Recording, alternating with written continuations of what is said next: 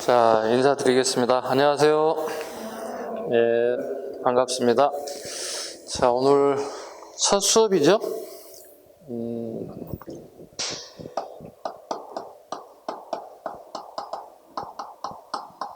어차피 여러분들은 이제 내년 시험을 주로 이제 타켓으로 해서 공부하시는 분들인데요. 한국사에 대한 과목들을 좀 잠깐 말씀드리고 본격적인 수업을 할게요. 짧게 오리엔테이션 아닌 오리엔테이션을 좀 하겠습니다. 총 20문제가 우리가 출제가 돼요. 20문제가 출제가 됩니다. 20문제 중에서도 이제 또 세분화 시키면 책이 두 권으로 돼 있을 거예요. 1권, 2권 이렇게 두 권 돼 있을 겁니다. 일단 먼저 당분간은 1권을 좀 가지고 오시면 되겠습니다. 2권까지 굳이 가져올 필요 없을 것 같고요. 요게 이제 통상 우리가 전근대사, 근현대사 이렇게 합니다. 총 문제는 20문항 중에서 요게 13문항 정도에서 플러스 마이너스가 일어난다 보시면 돼요. 그 다음에 여기가 7문항에서 플러스 마이너스, 그러니까 6문제 나올 수도 있고 7문제가 나올 수도 있고 8문제가 나올 수도 있다는 얘기입니다. 이 문제는 무조건 100점을 맞아야 돼요. 이 부분은 다 맞게 되면 몇 점이 될까요? 65에서 70점은 나온다고 봐야 되겠죠. 그죠? 지금 하고 있는 1권에 관련된 부분은 왜? 이 정도는 나와야 됩니다. 최소한도. 그 다음에 두 번째 요거 보겠습니다. 요게 30점에서 35점 정도 이렇게 분포가 되는데요. 요건 기본으로 맞아야 할 점수가 되는 거고, 그 다음에 요건 뭐냐면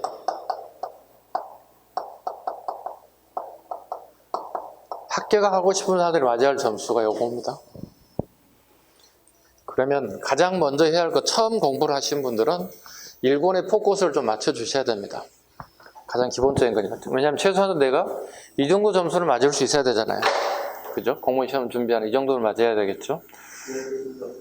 예. 그리고 난 다음에 이제 2권에서 합격 점수이기 때문에 요건 좀 이제 우리가 알다시피 난이도로 보다면 이 정도 난이도가 되거든요. 이 정도 난이도가 되기 때문에 이 정도 난이도는 뭐죠? 좀 어려워한다는 거예요. 모든 수험생들이 이 부분에 가장 고민거리 중에 하나라는 얘기거든요. 최소한도 이 부분은 한 바퀴, 두 바퀴 이상을 돌아야만 해결될 거라고 생각합니다. 선생님 한 바퀴 돌았는데 나는 100점 맞았어요. 이제 공부 안 해도 될 것 같아요. 한마디로 제가 미친놈이라고 합니다. 말도 안 되는 얘기입니다. 왜냐하면 이 공부라는 게 쉬운 게 아니고 계속 끊임없는 반복 작업이에요. 그래서 제가 한국사는 다른 과목 어쩔 줄 모르겠지만 우리 합격생들에게 계속 끊임없이 물어보면 20회독 정도 하는 것 같아요. 책 전체를 20번 정도 이렇게 읽는 것 같아요. 합격생들이 기준으로 본다면.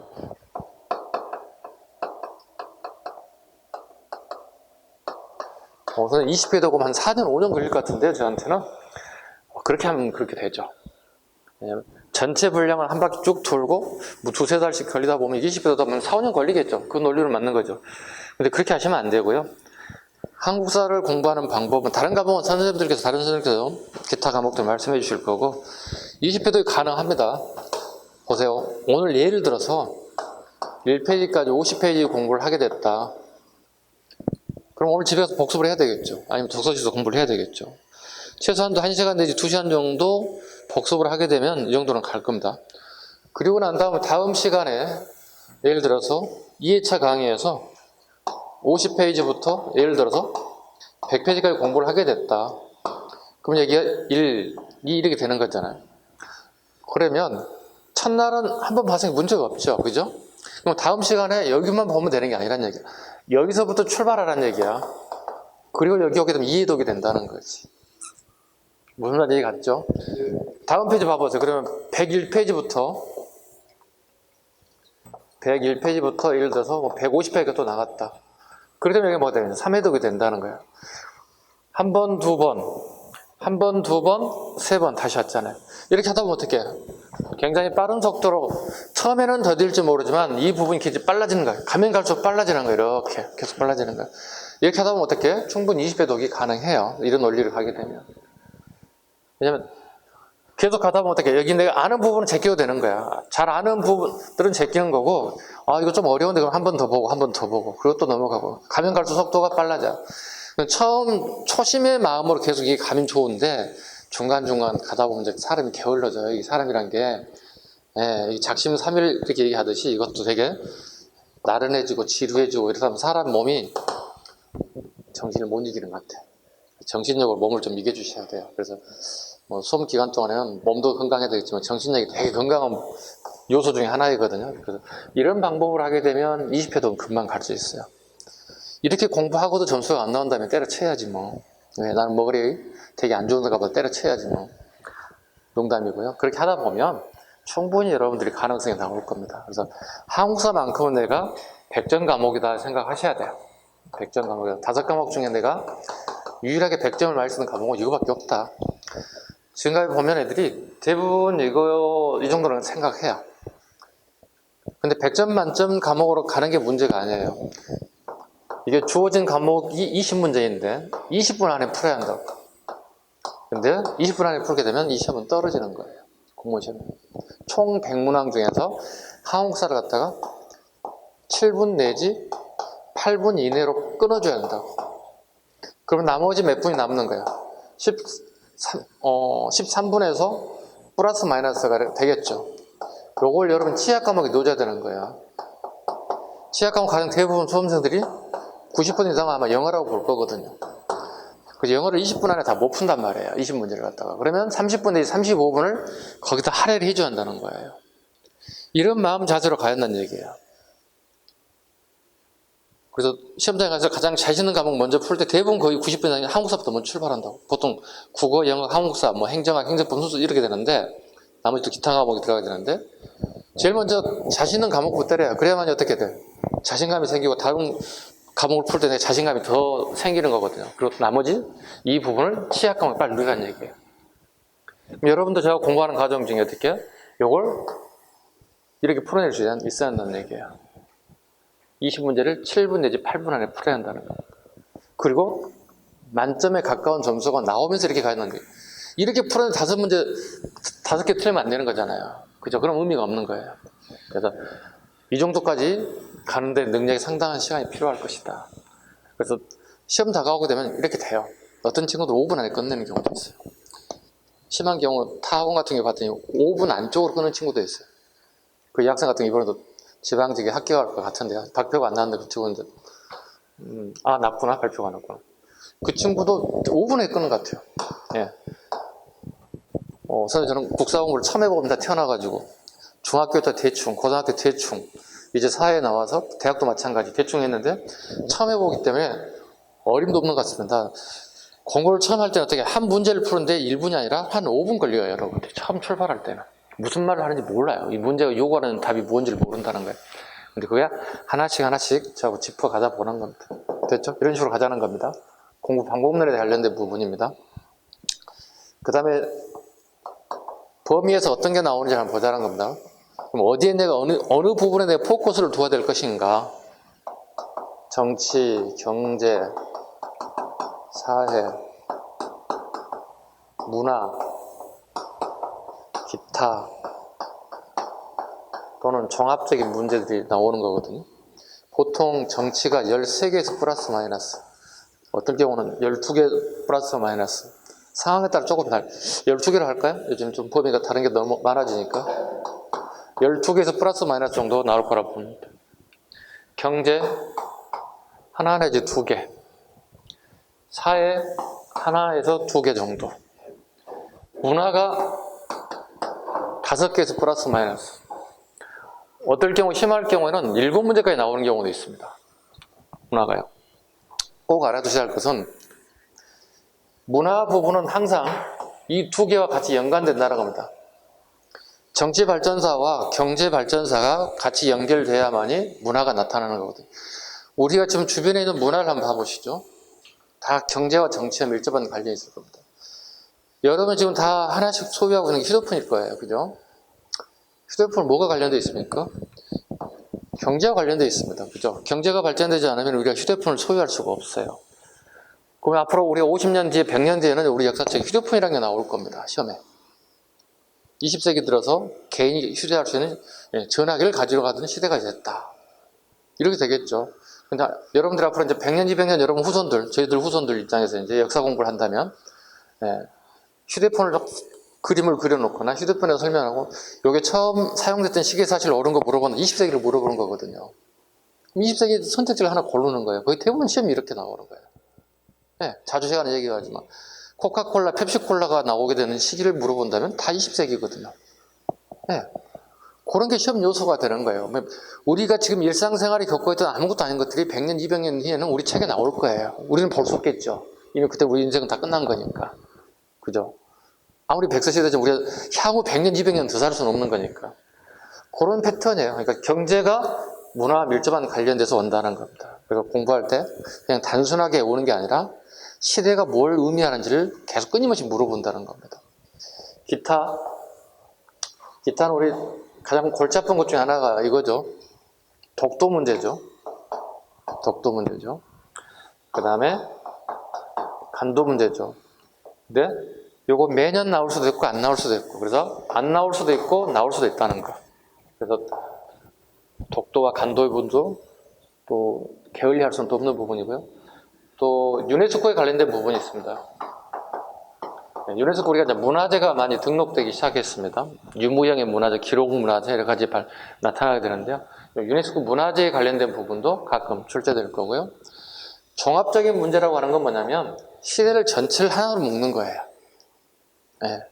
시대를 하나로 묶는 거 하나하고, 그 다음에 금년에 나왔던 지명을 통해서 그 지역의 역사를 물어보는 거죠.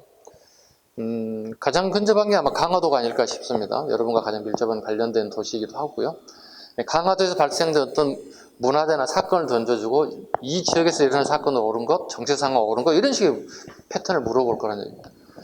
그래서 지금 꼭 기억하실 건, 여러분들 머릿속에 오늘 첫 과목이, 첫 개강은 아니죠. 영어 같은 거 이미 개강됐으니까. 한국사는 암기 과목이라고 오는 경우가 되게 많습니다. 나는 암기력이 뛰어난다, 나는 암기력이 부족해서 한국사 걱정거리다, 되게 이런 사람들 많을 건데요. 솔직히 한국사는 암기 과목에서 벗어나고 있습니다. 그래서 암기 잘해서 고득점 맞는 사람은 요즘 다 없어요. 최근에 만점 맞는 사람들은 거의 대부분 이해력이에요. 이해하라는 얘기입니다. 이렇게 얘기할까요? 비유해보자면 적절할지 모르겠지만, 우리가 수학 문제를 풀 때 암기해서 푸나요? 아니잖아요. 그죠? 되게 사고력이 있어야 되고, 푸는 방식들에 대한 이해력이 되지 않으면 수학은 죽었다 깨어나 못 푸는 거거든요. 우리가 수학을 잘했든 못했든 간에 우리 중고등학교 시절에 다 경험이 있잖아요. 다 이해해요. 이해가 되지 않고 문제가 풀릴 수 없어요. 한국사도 마찬가지입니다. 물론 한국사에서 애우라는 경우가 있습니다. 그건 애워야 되겠죠. 왜? 단순한 시험용이니까. 이해력이 되게 중요하다는 걸 말씀을 드립니다. 이해되지 않는 문제가 풀 수 없습니다. 그 다음에 내가 무슨 얘기를 하는데 그게 개념 자체가 무엇인지를 모르는 경우가 있어요. 왜냐면 우리 한국사는 거의 대부분이 한자어예요. 한자로 구성된 말들이 우리 말들이에요. 순수하게 우리말 초보다 보면 별로 나오는 게 없을 거예요. 대부분 다 한자어들이에요. 한자에 대한 개념 정리가 되지 않으면 일단 내가 어려울 거라고 생각하셔야 됩니다. 그건 책을 읽어도 우리 책은 우리말은 우리말인데 이해가 안 간단 말이지. 그럼 당연히 뭐야? 내가 한자 능력이 떨어지는 거예요. 한자에 대한 해독 능력이 안 된다는 거거든요. 그래서 이 부분을 수업 시간에 또 기초 강의 부분에 좀 여러분들 같이 잡아보겠다는 거예요. 그 다음에 이제 여러분이 해야 할 게 이제 응용 능력이죠. 내가 응용할 수 있는 능력이 되는 거. 그 다음에 이제 최근에 시험은 이제 요겁니다. 우리 20문제 나온다고 그랬잖아요. 그죠? 20문제는 사료가 15개에서 17문제가 나온다. 사료는 뭐죠? 그 시대에 대한 내용을 사료로 던져주고 그걸 내가 이해하는지 그거 물어보는 거예요. 그래서 한국사의 패턴이 바뀌었다는 사실 기억하셔야 됩니다. 두 번째 또 얘기하고 싶은 것은 시험의 난이도가 3년 전부터 낮아지고 있어요. 난이도가 되게 낮아지고 있다는 거예요. 그래서 되게 어려운 거 찾아가지 말라는 얘기를 드립니다. 기초 강의에서. 요거 끝나고 나면 이제 심화 강의가 이루어질 텐데, 심화 강의 때는 좀 더 난이도 있는 얘기를 좀 선생님도 해야 되겠죠. 그죠? 우리 책에 나오지 않는 얘기도 좀 해야 될 것 같고. 일단 기초 강의에서는 굳이 막 어려운 것까지 찾아가진 않겠습니다, 저도.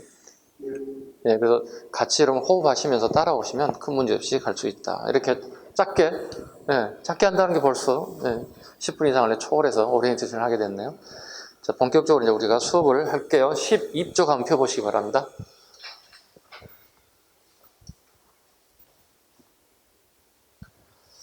자, 역사 학습의 목적.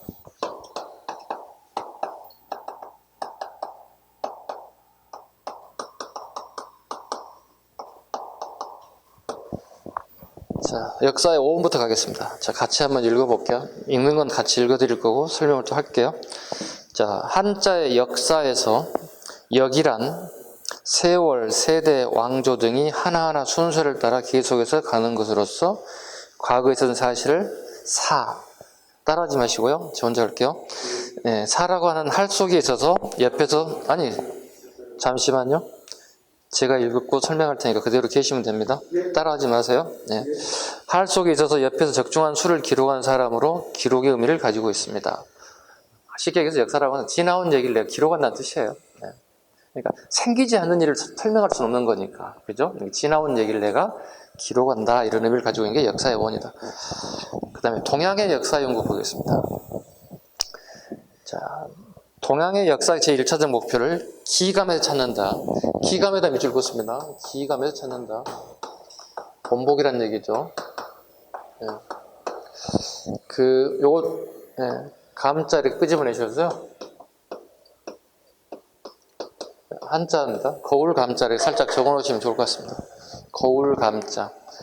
꼭 알아야 될 것은 뭐냐면, 감자가 들어가는 단어는 무조건 역사서입니다. 왜냐하면 예전에 있었던 일을 갖다가 거울 삼아서 내가 오늘 본받아야 한다. 그러니까 좋은 건 본받고 좋지 않은 것은 버리겠다는 그런 의미를 가지고 있는 게 감자예요. 그래서 감자가 들어가면 무조건 역사서입니다. 여러분들이 책을 한 바퀴 두 바퀴 돌다 보면 나중에 이제 역사책에 대한 내용이 시험에 나오게 되면 되게 어렵다고 얘기하거든요. 왜 그럴까? 그 책을 내가 읽지를 않았기 때문에 어려운 거예요. 그 많은 역사책을 어떻게 읽어? 지금 이 책 하나 읽는 것도 힘들어 죽겠는데요. 그걸 여러분들 읽으라고 제가 부담 줄 수는 없어요. 그 읽는 대상은 선생님들이 보는 거예요. 뭐 삼국사기, 삼국유사, 동국통감, 이건 선생님들이 읽기 때문에. 자, 그런데 그 내용 모르죠. 읽지 않았기 때문에 당연히. 그럼 그 책 제목과 지은이를 모르는 거예요. 당연히. 내용도 모르고. 그건 나중에 여러분들이 수업을 하면서 점차 하나씩 잡아가자는 거예요. 그러니까 그걸 막 애우려고 하면 되게 어렵다는 겁니다. 애우지 말라는 얘기를 끊임없이 제가 말을 좀 드릴 겁니다. 자, 그러기에 대부분의 역사서는 거울 감자를 씁니다. 우리나라에서 서거정의 동국통감,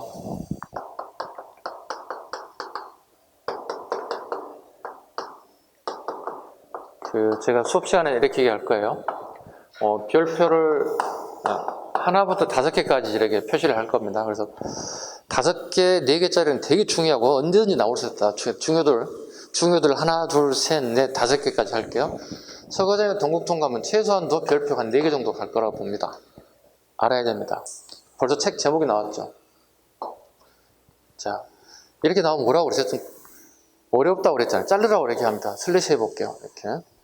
동국이라는 단어 봐볼게요. 동국이라는 단어 볼게요.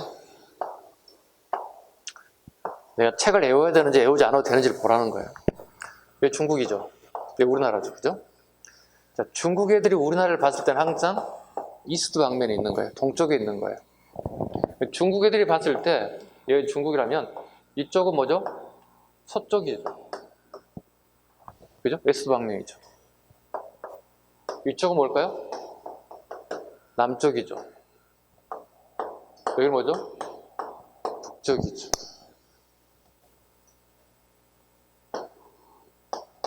그죠? 이스트, 사우스, 노스죠? 중국이 세상의 중심이라고 생각하거든요. 이걸 뭐라 불러요? 그렇지, 중화주의라 불러요. 별거 아니에요. 자, 세상의 중심은 중화주의, 자기들이 중화주의라고. 그래서 쟤네 나라 이름을 중화민국이라고 부른다. 그리고 줄여서 중국 이렇게 얘기하죠. 그럼 이제 전부 다 중국 애들이 봤더니 이 이스트, 웨스트, 사우스, 너스 전부 다 물어보냐면 요 네 개 나라를 전부 다 물어보는 거죠. 오랑캐로 보고 있어요. 오랑캐는 사람이 아닌 동물을 얘기하고 있습니다. 우리가 보통 심한 욕할 때 개 땡땡이라는 욕을 많이 하게 되는데 이 욕과 같아요. 옛날부터 중국 애들 우리를 갖다 이렇게 불렀다고. 동쪽에 사는 오랑캐 족속 이렇게 불렀다고. 어때 기분 좋아? 안 좋잖아요. 누군가가 나에게 야 동쪽에 사는 개 땡땡 아저씨, 야 개 땡땡아 이렇게 된다면 어떻게? 싸움 날 일이잖아요. 우리가 이거. 중화주의라고 불러요. 자 봐봐요. 그러면 책 볼게요. 동국은 항상 어디를 지칭한다? 우리나라를 지칭한다. 그럼 시대에 따라서 고려가 될 수도 있고 조선이 될 수도 있겠죠. 그죠? 네. 통감이죠. 볼게요. 통이라는 단어부터 볼게요. 한자. 네. 통할 통자예요. A부터 Z 어느 지점까지 얘기하는 거예요. 시작점에서 어느 끝점을 얘기하는 거예요. 아까 감은 뭐라고 그랬죠? 거울감자이고 역사서라고 그랬잖아요. 봐요. 그러면 동국이니까 우리나라는 얘기야. 장군 할아버지부터 고려 말까지를 갖다가 적었다는 뜻이에요. 그리고 시대를 물어본다고. 이 사람은 15세기 말 인물이에요. 시대를 물어보면 15세기를 얘기하는 거고. 그 다음에 이 시대의 사실을 물어본다면 성종의 업적을 선택지로 골라내는 거예요. 조선임금 성종을 물어본 거예요. 성종임금 15세기 말 인물이란 말이에요. 이게 시험에 너무 많이 나온단 말이에요. 이걸 틀려서는 안 되는 거잖아요. 가장 기본적인 겁니다. 어때요? 외워야 할 내용 있어요? 없어요? 지금? 없죠? 그렇잖아요. 아까 얘기했잖아요. 공부 방법은 다 이해하는 부분이라고. 실상 여러분 이건 읽지는 못하겠지만 최소한 이 책 제목을 가지고 내가 분해해서 능력을 길러본다면 시험 요소가 여기 있다는 걸 다 찾아낼 수 있다고. 아, 15세기 거 물어보는구나. 그럼 15세기 전체적인 걸 물어볼 수도 있고 또 성종의 업적을 물어볼 수도 있다는 거예요. 이어서 갑니다. 중국에서는 사마강의 자치통감. 선생님 중국 책도 해야 됩니까? 예, 다 기출이에요. 여기 나와 있는 단어 자체가 다 기출이에요. 중국에서는 사마강의 자치통감. 주위의 통감 강목 중에 대표적이다. 주위 통감 강목은 기출입니다. 자, 주의 보죠. 통감 강목이다.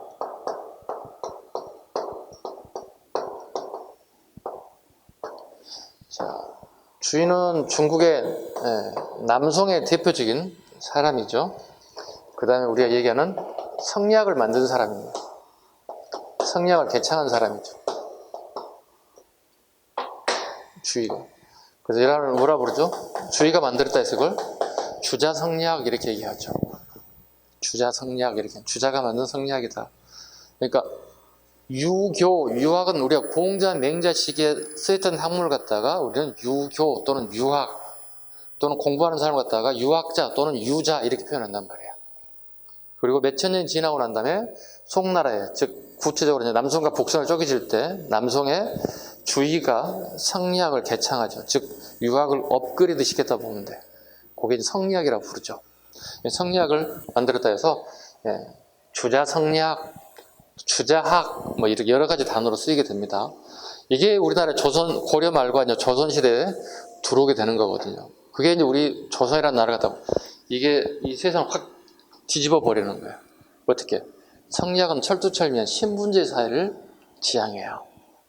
그 조선이라는 나라 어떻게 양반과 쌍놈으로 나눠져 가지고 이게 신분제 사회로서 끌고 나가는 거예요. 그러니까 기득권자들은 되게 좋죠. 양반이라고 하는 사람들은. 그러나 그 밑에 사람들이 되게 피곤하고 힘든 일이에요. 신분제 사회에서는. 이게 성리학이 우리를 눌렀던, 조선왕조 500년을 눌렀던 대표적인 학문이 성리학이에요. 여러분 앞으로도 계속 이걸 해야 할 학문들이에요. 이 사람이 쓴 책이 통감 강목이에요. 통감이니까 돼. 아까 봤던 동국 통감할 때 통이니까 A부터 Z까지 중국 역사를 갖다가 적었다는 얘기가 되는 거고, 강목이라는 단어는 역사를 소출한 방식이 있는데 강목체로 적었다는 뜻이에요. 이건 나중에 추후에 소술 분야에 갈 때 다시 설명을 하겠습니다. 자, 등이 대표적이다. 우리 동양의 역사를 소술하는 방식이었다. 그 다음에 오른쪽에 보시면 역사 소설에 두 경향이 있을 겁니다.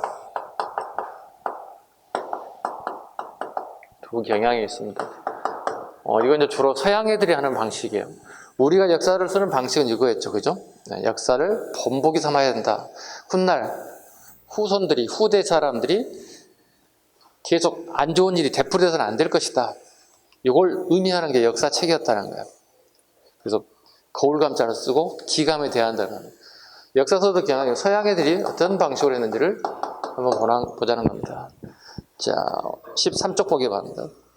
첫 번째, 사실로 역사와 기록으로 역사 두 가지가 있습니다. 사실로 역사와 기록 역사 두 가지가 있습니다. 요건 한 3, 4년에 한 번씩 나오는 것 같아요. 멀게는 한 5년에 한 번씩 나오기도 하고요. 그래서 나올 수도 있고 안 나올 수도 있는데 최근에 한 2년 동안 안 나온 것 같아요. 네, 최근 2년 동안 안 나왔고 내년에 3년새가 된다면 나올 가능성이 있을 수도 있고 없을 수도 있고 이걸 5대5라고 봅니다. 엄밀히 따져서 우리가 공부를 하면서 이거 나올까요 안 나올까 확신은 못하지만 이렇게 텀이 있는 것 같아요. 주기적인 텀이 있는 것 같아요. 그래서 나오든 안 나오든 기본적으로는 알고는 있어야 될 거라는 겁니다. 두 가지를 봅니다. 사실로 역사와 기록으로 역사 보겠습니다. 첫 번째, 사실로 역사 봅니다. 객관적 사실로서 시간적으로 현재 일까지 일어났던 모든 과거를 얘기합니다. 그 대표적인 게 랑케 학자입니다. 랑케라는 사람입니다. 역사가는 자신을 숨기고 사실로 하여금 말하게 하라. 독일의 역사가 근대 역사의 아버지라 부릅니다.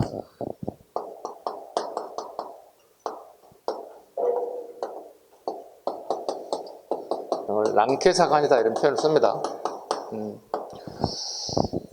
그 역사라고 하는 바닷가에 수없이 많은 모래알처럼 편린이 쌓여 있다는 거예요.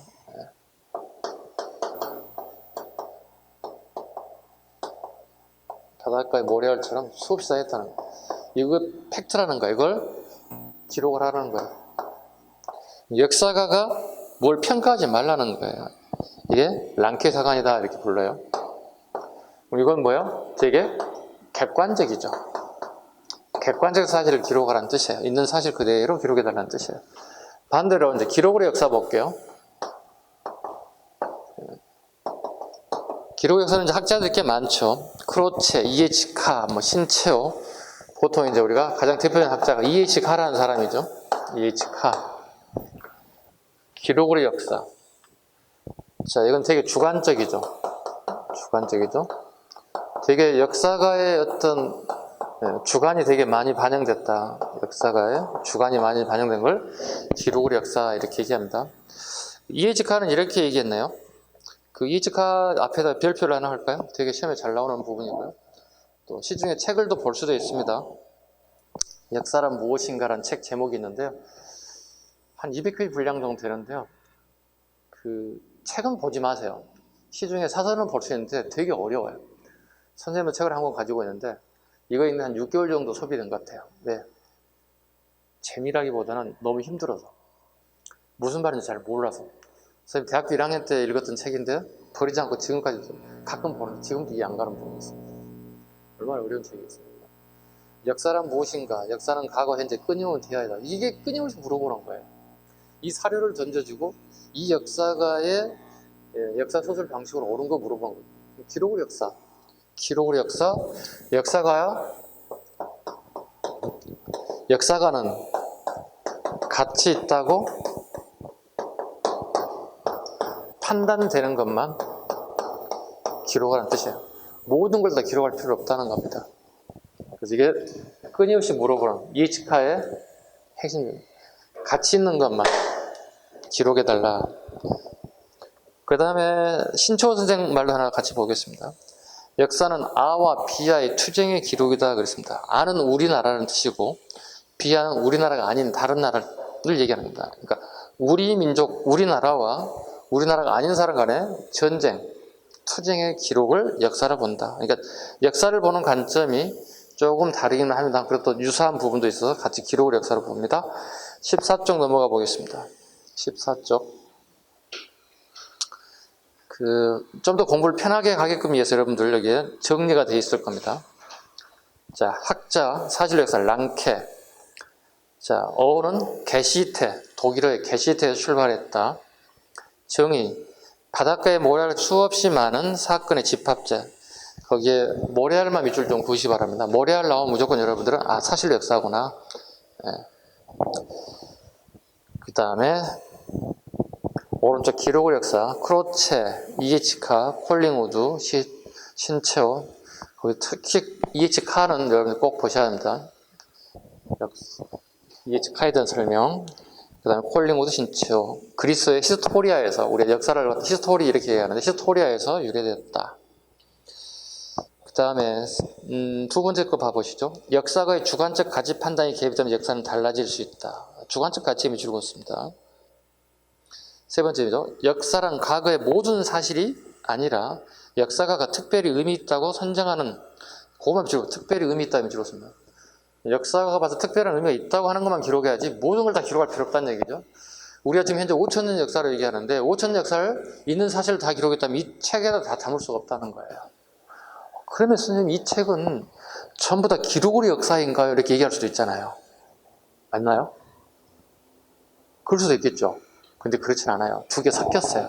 사실의 역사와 기록의 역사 섞인 게 우리나라에 고등학교 때 봤던 그런 국정교과서, 공무원 교재 전부 다 두 개 섞여 있어요. 사실과 기록이 다 섞여 있다 보시면 돼요. 그 다음에 이제 실제로 이게 기출이 나와 있는 거 있죠. 기출 지문이 어떻게 나올 것인가 한번 보는 겁니다. 좌측에 보시죠. 하단부에요. 사실로 역사 볼게요. 건국초에 향리의 자제를 뽑아 서울에 머물게 하여 출신지 일에 대하여 자문하는 기인제도를 두게 되었습니다. 예, 기인제도는 일종의 인질제도거든요. 고려에 지방의 호족의 자제를 서울에다 갖다 잡아다 놓는 거예요. 아버지가 역모를 하지 못하게끔. 이건 뭐죠? 팩트예요. 그대로 말 그대로 사실로 역사예요. 누군가가 꾸며내지 않았어요. 평가하지 않았어요. 있는 사실 그대로 적었다고. 기인제도 같은 경우. 자, 오른쪽에 가보시죠. 1번 궁예와 견훤에 흉악한 사람들이 어찌 우리 태주와 겨룰 수 있겠습니까? 이건 내 사심이 들어가 있잖아요. 그죠? 역사가 마음이 들어가 있잖아요. 요즘 말 잽이 안 된다고 얘기하고 있잖아요. 두 번째, 묘청 등이 승리하였다면 조선사가 독립적 진취적으로 진전하였을 것이니 이 사건을 어찌 1천년 이래 제일 사건이라 하지 않겠습니까? 이거 신채호 선생이 써놓은 거, 가로 열고 신채호라고 써놓으시죠. 그 신채호 선생의 쓴 책이 있습니다. 조선사 연구초에 나오는 내용입니다. 이거 꼭 기억하셔야 합니다. 너무 시험에 잘 나오는 부분입니다. 별표 기본. 기본입니다.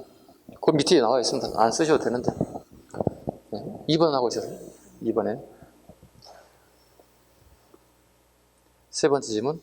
토문 이북과 압록 이서의 땅이 누구의 것인지 알지 못하게 하였으니 고려가 약해진 것은 발해를 차지하지 못했기 때문이다. 역사가 평가가 들어가게 되면 무조건 이건 기록의 역사다 이렇게 얘기합니다. 이해 가셨죠? 이건 기출문제고요. 선생님 예제를 한번 만들어 볼 테니까 이게 사실로 역사인지 기록의 역사인지를 여러분한테 한번 제가 평가를 한번 해보시기 바랍니다.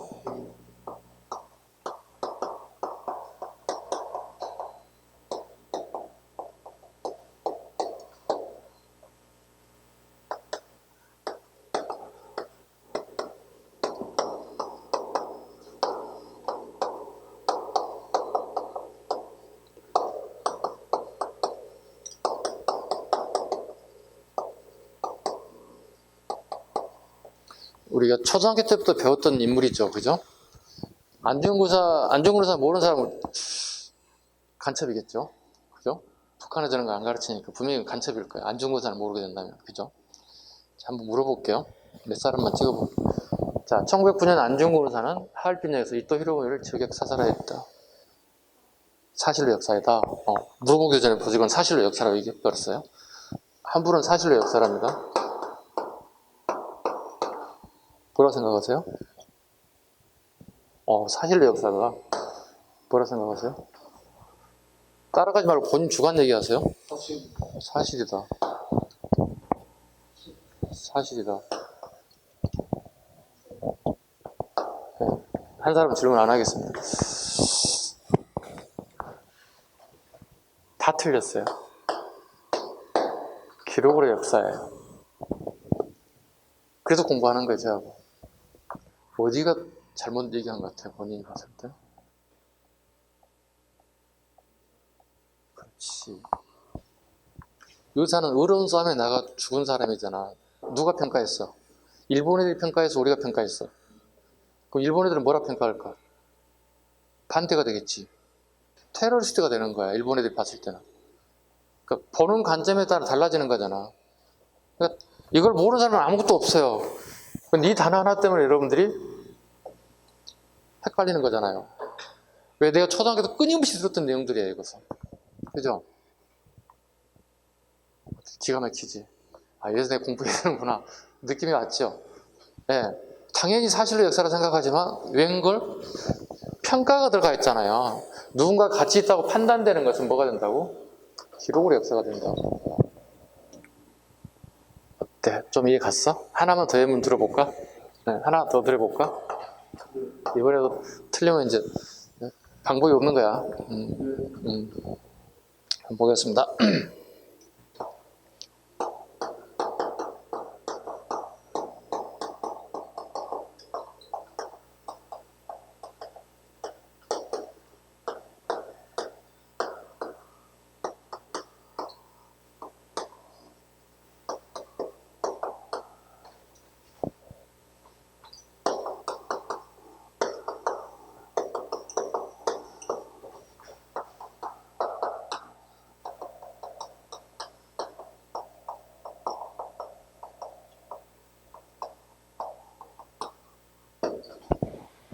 자, 알 것 같은 단어들이 다 나와 있죠. 그죠?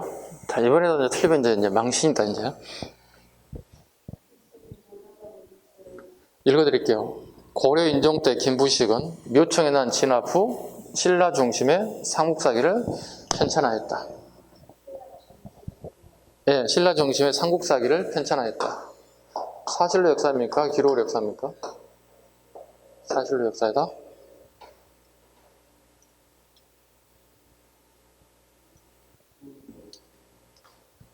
기록이면 기록, 사실은 사실인 것 같습니다 하지 말고 애매모호하니까 틀려도 남자답게 그냥 기록. 기록입니다.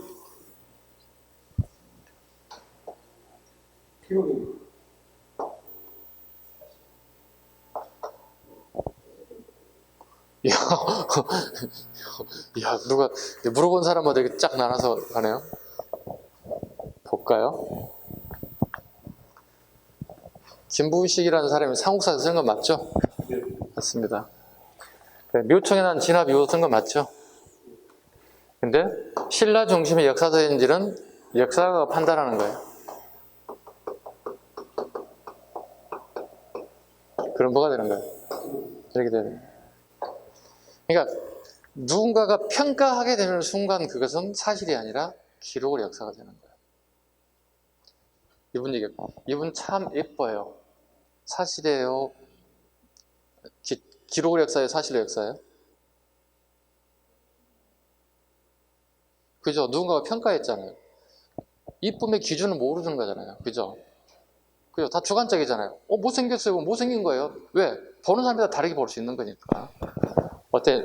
이런 유형의 문제가 나오는데 무조건 맞출 수 있겠죠. 그러니까 핵심은 뭐예요?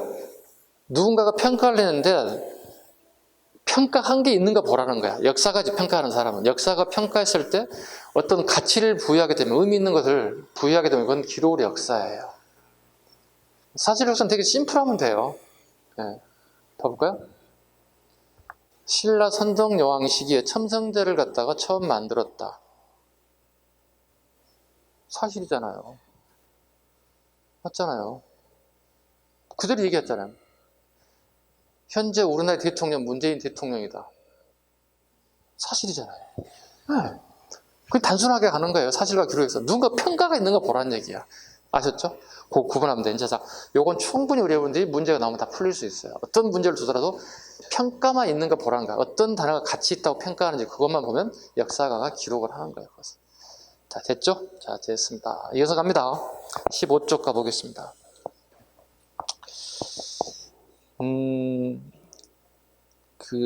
기초 강의이기 때문에 뭐 유물론이 이런 걸 안 하겠습니다. 이건 심화 때 나중에 할 거고요. 자, 4번에 보시면 한국사의 보편성과 특수성이라는 게 있을 겁니다. 15쪽입니다.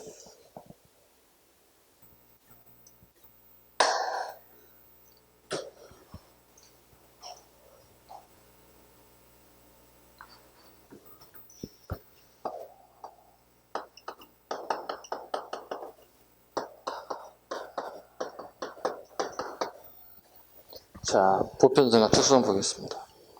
1번 세계사적 보편성, 자유와 평등, 민주와 평화 같은 인류의 공통된 가치를 보편성이라고 합니다. 뭐 이 정도 다 아시겠지. 그 다음에 민족의 특수성, 흉성, 효도, 계, 두레, 하랑도, 향도 같은 것들은 특수성이라고 합니다. 우리만이 가지고 있는 것들입니다. 다른 나라에 존재하지 않는 것들. 자, 3번 우리나라의 유교와 불교의 특수성, 한국 불교는 현세 구복적이고 호국적인 성격이 강하며 한국 유교는 상강오륜 동무적 충효, 의가 강조되었다.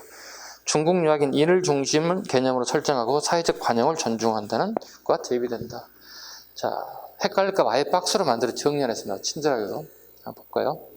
보편성과 특수성에서 관련된 부분 보겠습니다. 일반적인 부분, 자유, 평등, 민주, 평화. 모든 민족이 자유, 평등, 민주, 평화를 원하지. 전쟁 나고 사람 죽는 걸 누가 원하겠어요? 자, 그 다음에 특수성 보겠습니다. 계, 두레, 하랑도, 향도. 앞에서 별표를 하나 하겠습니다. 기본으로. 우리 민족만이 가지고 있는 게 있습니다. 여러분 아직 계 모임이 없었어요. 이제 막 사회에 이제 막 나온 친구들이니까. 여러분 부모님 최소한도 계 모임이 있을 거예요. 그죠? 뭐 한두 개씩은 아마 뭐 초등학교 동창 계 모임, 뭐 사회, 뭐 직장 뭐 이렇게 모임을 가진 있을 거예요. 우리만이 가지고 있는 거예요. 우리만이 가지고 있는 특수성이다. 계 모임. 그 다음에 두레. 이건 우리 삼한시대부터 있었던 겁니다.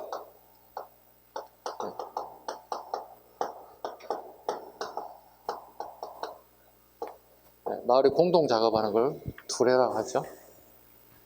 그 다음에 하랑도. 우리 신라만이 가지고 있는 독특한 제도들, 하랑도. 그 다음에 향도. 이 중에 가장 잘 나오는 게 향도죠. 향도입니다. 가장 잘 나오는 게 향도입니다. 왜냐하면 우리 아까 서두 이런 게 있죠. 정치, 경제, 사회, 문화 할 때 사회 파트에서 가장 잘 나오는 부분 중에 하나가 향도입니다. 향도입니다. 요건 내가 나중에 별도로 따로 하겠습니다만, 요건 이제 가장 기본적으로 이제 불교의 매향 활동과 관련이 있고요.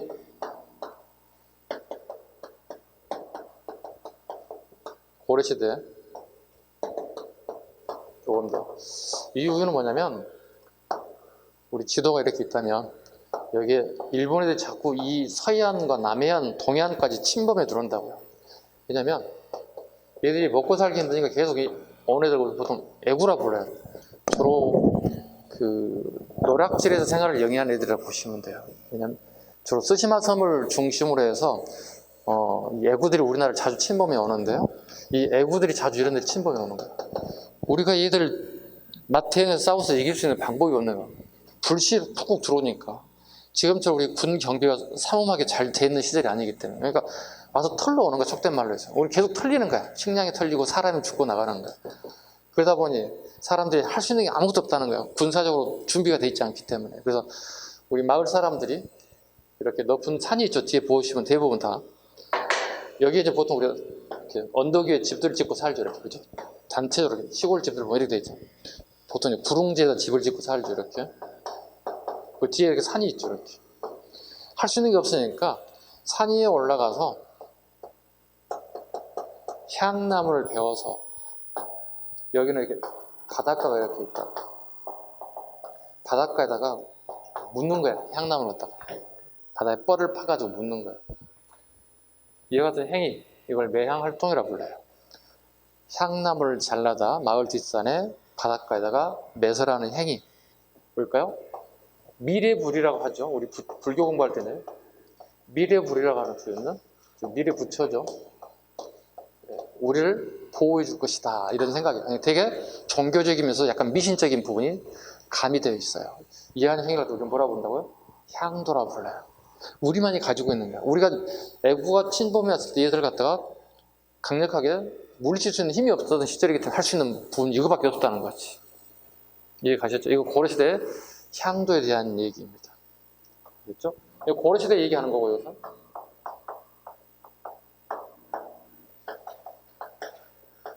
저수기가 되면 향도의 역할이 바뀌게 됩니다. 이거 상두꾼으로 바뀌게 됩니다. 상두꾼은 마을에 나이 드신 분들이 돌아가시게 되면, 상을 당하게 되면 마을의 젊은이들이 상두꾼 역할을 하게 됩니다. 시신을 갖다 염을 하게 되고 관에다 넣고 관을 갖다 다시 꽃상에 들여대고 여기 언덕에다가 매장하는 그러한 풍습들. 지금 우리가 장례 상조회사들이 있어서 어떻게 그걸 다 대신해 주죠. 돈만 주게 되면, 그죠?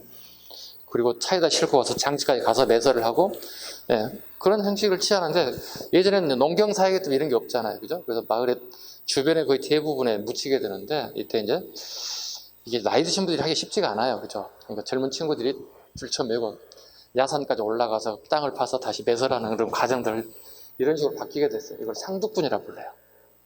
그래서 상을 당했을 때 힘을 좀 쓰는 젊은이들이 주로 구성되어 있다, 그런 의미를 해서 꼭 알아두셔야 합니다. 향도는 고려시대의 출발과 저수기의 개념 자체가 바뀌어가고 있다는 사실입니다. 이게 시험 요소가 되는 거예요. 그리고 우리 민족의 이제 보편 특수성 같은 대표적인 케이스다 보시면 돼요. 지금 역사 한 페이지도 안 나갔어요. 이해 가셨죠? 이거 가지고 어렵다고 하시면 안 돼요. 선생님, 저는 역사가 너무 어려서 내일부터 안 나올게요. 이런 사람들은 없겠죠? 그 다음에 불교 보겠습니다. 대승불교, 수승불교. 불교 파트에서 다시 또 하겠지만, 자 보세요. 우리나라에는 불교가 두 가지가 들어오게 됩니다. 중국이죠. 여기 인도를 한번 쓸게요. 인도에서 중국 불교가 이렇게 유입되죠. 불교가 유입돼서 우리나라에 이렇게 하나가 오고 이렇게 하나가 온다고, 이렇게. 여기는 고구려고 여기는 백제 이렇게 온다고, 이렇게. 여기는 대승불교,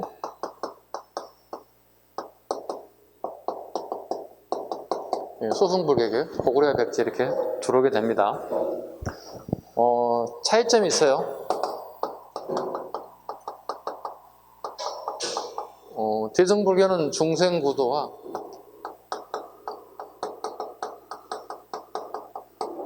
개인의 해탈을 하는 목적이 있어요. 두 가지가 들어왔다는 거. 일반적인 얘기입니다. 그래서 이걸 갖다가 보편성 이렇게, 이 정도만 아세요. 불교는 뭐 여러분 나중에 불교 시간에 또 치열하게 여러분 저하고도 같이 공부해야 되기 때문에. 자, 그 다음에 우리나라의 특수성. 자, 볼게요. 불교가 됐든 기독교가 됐든 종교의 가장 근본적인 취지는 뭐냐면 내세관이에요. 여기 불교 신자들일 수 있고 기독교인들일 수 있고 천주교인들일 수 있을 건데, 그 종교들은 거의 대부분 내세관입니다.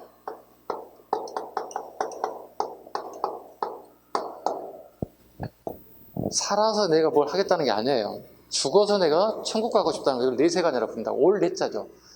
오는 세상은 내가 죽어야 오는 거예요. 지금 뭐 오는 거 없어요. 나 지금 현재를 열심히 치열하게 살고 있으니까. 근데 지금 현재 열심히 치열하게 사는데 내가 사후에 죽고 나면 내가 천국을 갈 수 있을까? 지옥을 갈 수 있을까? 대부분 사람들은 천국을 가고 싶어 할 거거든. 그죠? 아마 여기 기독교인들, 천주교인들 거의 대부분 그 생각을 하고 있을 거거든. 나는 천국 갈 거야. 난 천당 갈 거야. 근데 여기 종교를 가지고 있지 않은 사람도 있죠. 그죠? 왜 안 가지고 있을 것 같아요? 나는 천국을 가본 적이 없어요. 그죠? 천국을 가본 적이 없기 때문에 내가 종교 행위를 하지 않는 거예요. 모르기 때문에. 안 믿는 거예요, 일단. 대부분 그렇게 생각할 거거든요. 근데 종교를 가지신 분 무조건 있다고 되게 신념이 되게 강하죠. 이거 싸우면 의미가 없어요. 종교는 그저 종교로서 가치가 있다고 생각하면 돼요. 자, 그런데 이 종교가 내세관이 아니라 불교가 현세관으로 오는 거예요. 여기는 천국 가고 싶다. 죽어서 복을 받고 싶다. 나는 살아서 복을 받고 싶다는 거예요. 틀리다는 거예요. 우리나라에 오면서 불교가 기존의 내세관에서 현세관으로 바뀌고 있다는 거예요. 그죠? 내가 불교 행위를 하게 되면, 기독교에서 어떤 행위를 하게 되면 내가 지금 나에게 복이 올 거라 생각한다는 거예요. 자주 보지 않았을까요, 여러분들? 여러분 수능 때 봐보세요. 고3 수능 때 수능 날짜가 저희 엄마가 절에 가서 막 백일 기도하신 분들 계세요. 그 무릎 다 까지거든요. 엄청 힘들어요. 하루에 뭐 1000배씩 해봐봐요. 안 아프든 허리도 아프고 이게 다리도 아프고 난리가 나요. 그거 뭐예요 그러면? 우리 아들이 시험을 잘 봐서 자기 원하는 걸 했으면 쓰겠다. 내세관이에요, 현세관이에요? 그 행위는 현세관이잖아요. 종교가 이렇게 바뀌어가고 있다는 겁니다. 우리나라만이 가지고 있는 특징 중에 하나이다. 그 다음에 호국적이다. 단어가 쉽지가 않죠. 네. 우리나라 불교는 호국불교라고 얘기해요. 이거 물어보면 잘 몰라요. 무슨 말인지 몰라요. 왜? 문제를 여러분 중고등학교 때 애워서 풀었기 때문에 모른다는 거예요. 호국불교가 뭔지를 알아야 할 거 아니겠습니까? 그죠? 한번 볼게요. 호국불교란 우리나라를 부처의 나라로 만들자는 거야. 그 내가 또 뭐라고 하죠? 불국이라고 불러요, 한자로. 우리나라를 부처의 나라로 만들자. 그 부처가 우리나라를 지켜줄 것이다 하는 이런 개념을 가진 게 호국불교라고 불러요. 이해 가셨죠? 우리나라 대부분 모든 사람이 불교 신자가 된다면 그 부처가 우리나라를 지켜줄 것이다. 이게 호국불교. 내세관, 현세관이에요. 현세관. 특수성이죠. 자, 그 다음에 보편성. 유교에 관련된 부분이 있습니다. 중국의 유교 우리 홍자 맹자 시대 얘기하는 거다. 여기서 가장 중요하게 생각하는 게 인이라고 얘기합니다. 어질인자입니다. 어질인자입니다.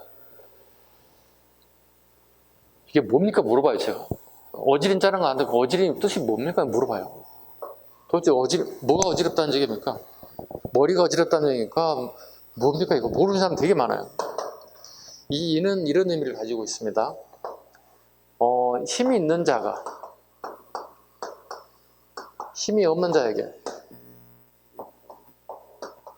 부자가 빈자에게